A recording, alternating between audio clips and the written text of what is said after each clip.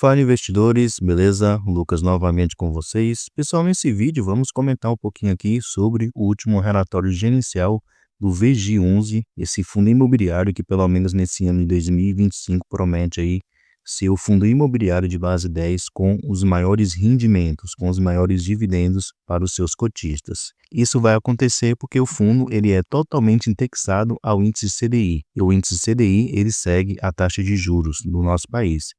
Então, quando mais essa taxa de juros, a Selic, ela se elevar, maior receita o fundo ele vai conseguir e, consequentemente, maior rendimento ele vai pagar para os seus cotistas. Então, vamos analisar aqui o seu último relatório gerencial. O fundo tem aproveitado para poder investir pesado em CRIs indexados ao índice CDI. Então, se você investe nesse ativo, você está pensando em investir, fique comigo até o final desse vídeo. Então, sem mais enrolação, vamos lá. Atualmente, o VG11, como eu já mencionei, é o fundo imobiliário de base 10, tem como gestão aqui a Valora, que é a mesma gestora do VGHF11. Atualmente está sendo negociado a R$ 9,54, dividend yield de 13,31%, uma boa rentabilidade superior a 1% ao mês.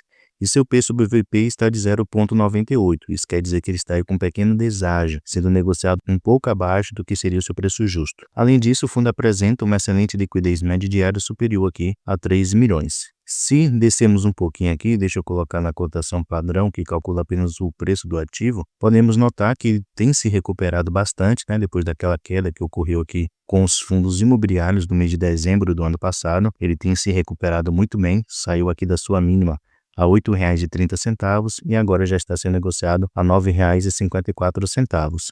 E a expectativa é que ele fique aqui próximo dos R$ 10, voltando a esses patamares anteriores aqui. Se descermos mais um pouquinho, podemos notar o seguinte, pessoal, o fundo conta com quase 250 mil cotistas, então tem crescido bastante a sua base de cotistas. Seu valor patrimonial por cota, no caso, seu preço justo é os R$ 9,74. Seu último rendimento pago foi de 11 centavos por cada cota e patrimônio atual na casa aqui de 1,42 bilhão de reais. E se descermos aqui um pouquinho no seu histórico de rendimentos, deixa eu colocar aqui nos últimos 5 anos, para que possamos ter uma noção maior de tempo. Então observem como ele vem pagando aqui bons rendimentos para os seus cotistas, especialmente aqui ano de 2022 em diante, que foi no período que a Selic ela começou a se elevar, atingiu aquela máxima lá 13,75%, nesse período aqui de 2022 até 2023, ela caiu um pouquinho em 2024, porém já voltou a subir novamente. Atualmente, a Selic está de 14,25% e a expectativa é que aumente ainda mais até final do ano, chegando a 15% ou até mais do que isso. Então, o fundo tranquilamente voltará a pagar esses patamares aqui de rendimentos. Por qual motivo? Lá no ano de 2022, quando a Selic estava de 13,75%, ele estava conseguindo pagar esses valores aqui de rendimentos. Então, agora que a Selic está de 14,25%, então o fundo ele pode voltar sim a pagar esses mesmos rendimentos aqui de 13 centavos por cada cota ou até mais do que isso. Dependerá aí de alguns fatores, O fundo não sofrer nenhum tipo de calote, conseguir fazer movimentações com seus CRIs também, talvez vendendo alguns CRIs no lucro, para que ele possa distribuir um valor maior para os seus cotistas. Então, creio eu que o fundo sim conseguirá pagar ou voltar a pagar esses 13 centavos ou até mais do que isso já nos próximos meses.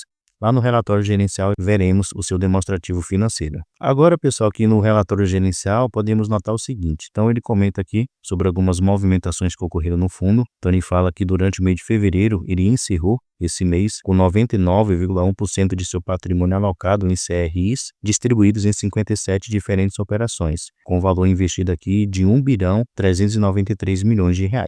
Então, praticamente, o fundo tem todo o seu patrimônio investido. Ele tem aqui menos de 1% em caixa disponível para futuros investimentos. Ele também menciona aqui que o fundo possui um total de 105,7 milhões em operações de venda e recompra futura de CRIs, que são as operações compromissada reversa. Ele menciona aqui também que durante o mês de fevereiro o fundo adquiriu um total de 6,2 milhões, distribuídos em 5 operações já existentes no seu portfólio. Aqui ele menciona cada uma delas e o valor investido em cada uma dessas operações. Então, são ativos que ele já tem, só fez aumentar, no caso, a sua exposição, aumentar a sua exposição nesses ativos. E novamente ele menciona aqui com respeito ao seu rendimento distribuído, que foi de 11 centavos por cada cota, o que equivale a uma rentabilidade líquida de CDI mais 2% ao ano. Então o fundo vem pagando aí bons rendimentos para os seus cotistas. Descendo um pouquinho aqui, ele menciona sobre aquelas situações de calote, né? Com respeito aqui aos CRIs da Guarulhos, foi aquele CRI que não conseguiu cumprir com o seu compromisso de pagar o fundo. O fundo, em contrapartida,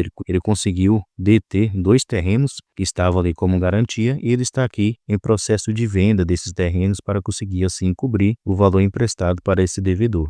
Só está esperando aqui as condições finais com respeito à diligência ambiental para que ele possa vender esses terrenos e recuperar o crédito correspondente a esse CRI. Além disso, ele menciona aqui sobre eventos subsequentes. Ele menciona que no início do mês de março, no caso esse mês, o fundo fez investimentos adicionais em mais 3 CRIs já existentes no seu portfólio, somando o valor total de 3,5 milhões de reais. Então, como eu mencionei, o fundo está aproveitando o caixa que ele tem disponível para fazer novos investimentos indexados ao índice CDI para que ele possa, assim, conseguir uma receita cada vez maior. Descendo aqui, a gente pode ver exatamente o seu demonstrativo financeiro. Então, observe só, lembrando que no mês de janeiro havia ocorrido um reajuste com respeito à Selic, né, no final do mês de janeiro, e na semana aí, essa semana também houve um aumento novamente da taxa Selic. Lá em janeiro foi de 1% e agora também de 1%.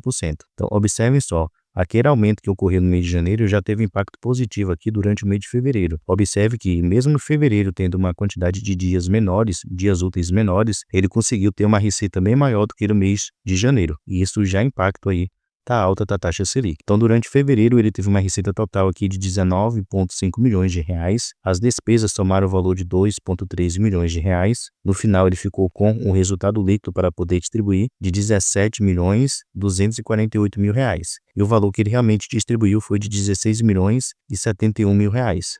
Então, ele gerou uma receita bem maior do que o valor que ele distribuiu. Um valor superior aí a 1,1 milhão de reais positivo. Então, o fundo poderia ter pago aí um rendimento maior do que apenas os 11 centavos por cada cota. E se descermos um pouquinho aqui, ó, ele menciona que no momento ele tem 1 centavo de resultado acumulado. E como eu mencionei, como houve agora novamente mais um aumento de 1% na taxa Selic, agora 14,25%, então isso vai ter um impacto muito bom juntamente com esses novos investimentos que o fundo ele fez durante o mês de fevereiro e também durante o mês de março. Então, possa ser que o próximo anúncio de rendimento, o fundo já venha a pagar aí 12 centavos por cada cota ou até um valor um pouco maior do que isso. Mas creio eu que o fundo tem condições aí de já no próximo mês, né, no próximo anúncio de rendimentos, anunciar aí 12 centavos por cada cota para os seus cotistas. Ele é um ativo interessante, é um ativo que paga bons rendimentos, porém tem alguns pontos a se prestar atenção. O que eu falo principalmente aqui para os inscritos aqui no canal é com respeito a uma concentração que ele tem nessa construtora aqui, ó, a Helbor. Atualmente, salvo engano, ele tem uns 4, 5 CRIs somente para essa construtora. E se pegarmos esses 3 principais aqui e somarmos aqui o seu PL,